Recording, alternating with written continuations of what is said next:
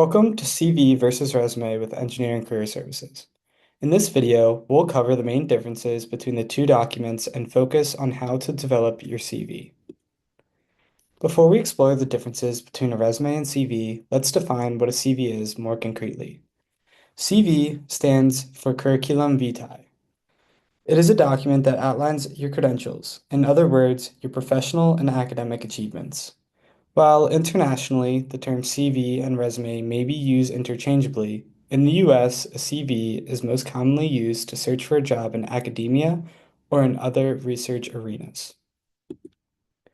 Now, we can compare a CV and resume further.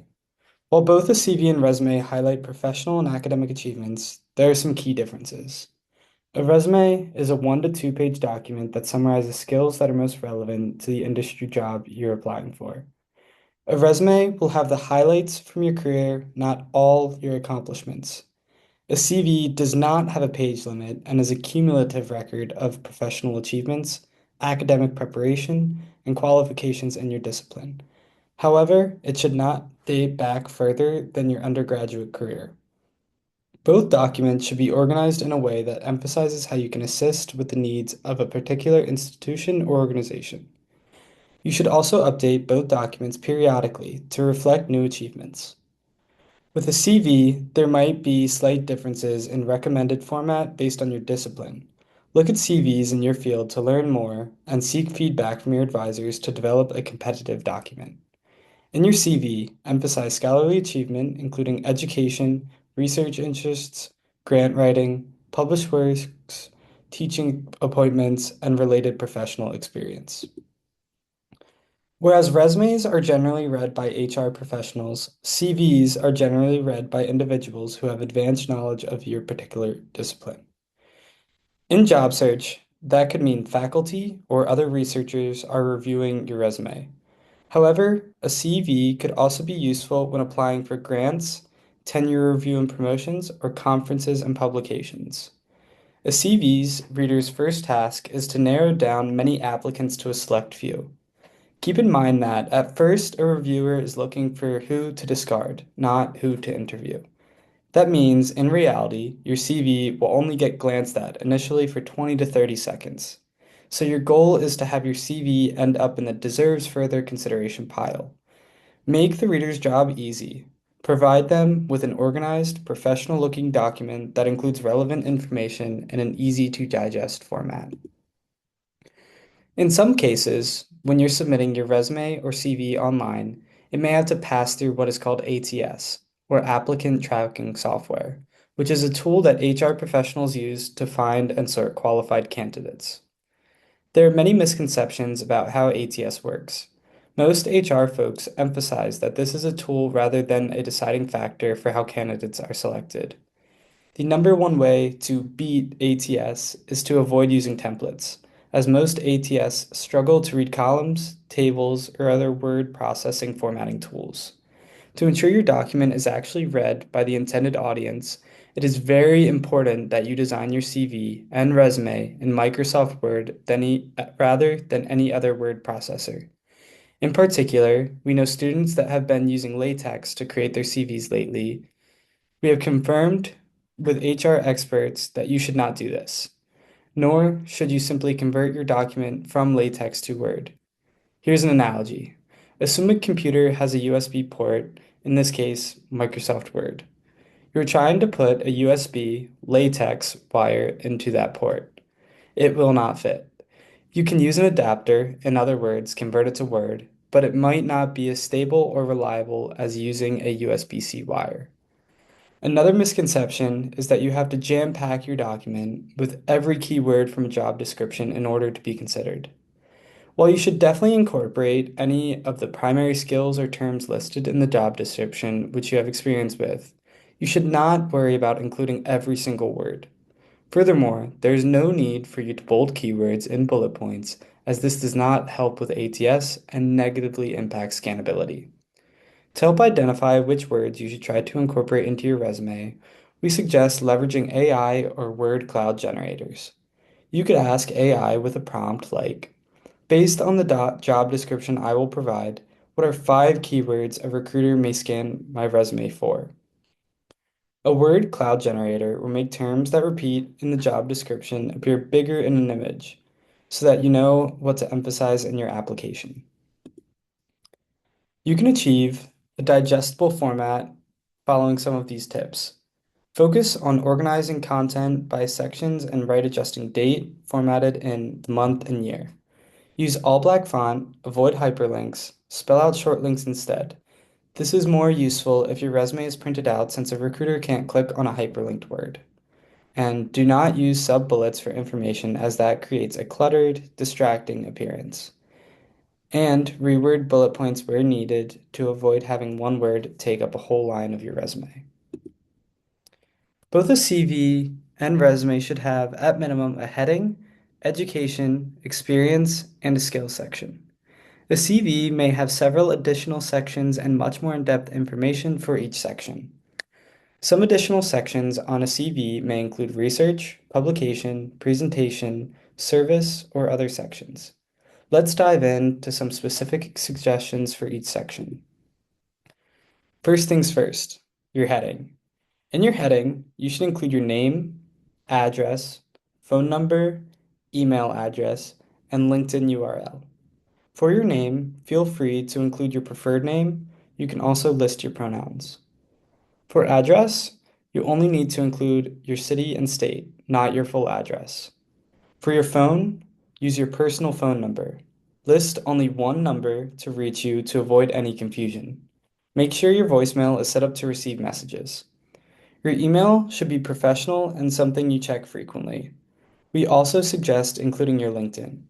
It is very important that you do not include a picture or personal information on your CV. While this may appear contrary to the norm abroad, in the US, it is not necessarily to include your social security number, age, marital status, number of children, or any other information that is not job related or does not add to your qualifications. If a particular job description asks to list your security clearance on your resume, you may add that. However, you do not need to add citizenship to your resume. An optional section of the resume/CV is the objective/summary statement. Contrary to popular belief, it is not a required section, and we generally advise students against having it. A useful time to write this section is if you are a career changer who would like to highlight transferable skill sets. If you are going to include this section, do not write about what you are looking for. Instead, write about what you have to offer. Be straightforward, avoid first-person language, and use no more than 3 lines to summarize your qualifications. For the education section, you should list your degree, expected graduation date, your focus, dissertation, and faculty advisor. The GPA is optional for employment, but you can omit if you are submitting your CV for a conference or similar purpose. Your education section should not include descriptions or start dates. Your CV should also include a skills section and may optionally list your research experience. These sections should focus on technical skills rather than non-technical skills, such as teamwork or communication. You can use subcategories to create scannability, and the only skills you should add proficiency levels to are any spoken languages. After these introductory sections, it's critical to focus on making your experience sections clear and organized. We suggest using various categories to make it easier for the reader to scan your document for relevant details. Categories may include, but are not limited to, research, proposal writing, teaching, and industry. Be sure to keep formatting consistent. Each entry within your experience section should include your position title, the organization name, dates, location, and relevant accomplishments. Also, use a reverse chronological order within each section.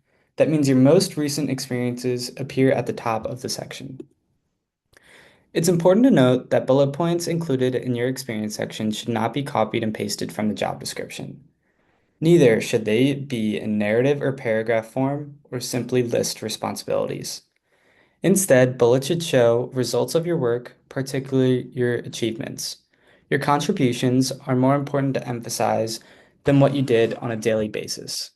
Be specific and use metrics to quantify your accomplishments.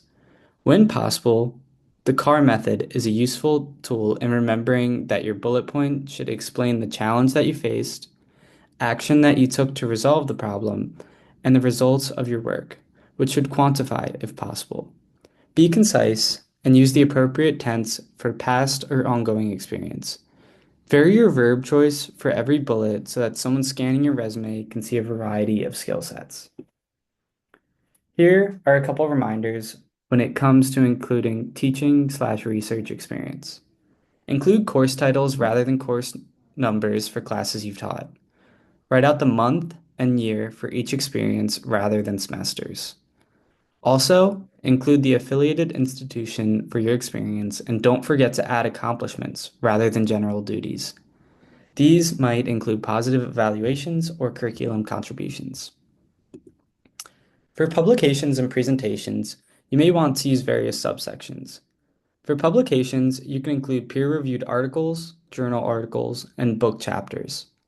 Note that you should avoid listing unpublished work unless it is being considered for publication. When entering this information, list the full citations using the appropriate academic format in your field. For presentations, you can include conference proceedings/posters as well as invited talks. Remember to provide the title of the presentation, name of the conference or event, as well as dates and locations for them.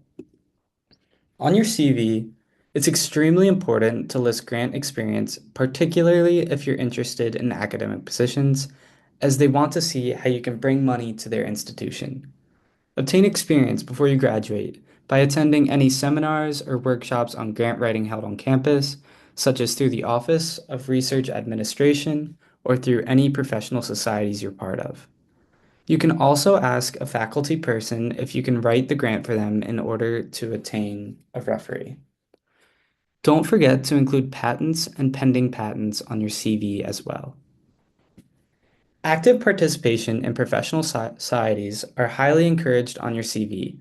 Seek out and list leadership or active roles in professional organizations. We also highly suggest you to engage in institutional service, which includes being on committees and mentoring student groups, which allows your leadership ability and commitment to your field. In this section, list the offices you've held, the organization name, and dates you've been a member. Don't forget to include any journals you've refereed. Describe any responsibilities or accomplishments with all of those activities. You may want to consider some additional sections on your CV, including skills and certifications, academic projects, awards, fellowships, scholarships, and community service. A previous work section could include past industry internships and jobs. If you have any questions regarding your resume or CV, we invite you to come see us in our office at 1131 Martin Hall. Virtual appointments may also be made by scheduling an appointment through Handshake or emailing careerengr@umd.edu. We also highly recommend checking our handout on CVs versus resumes.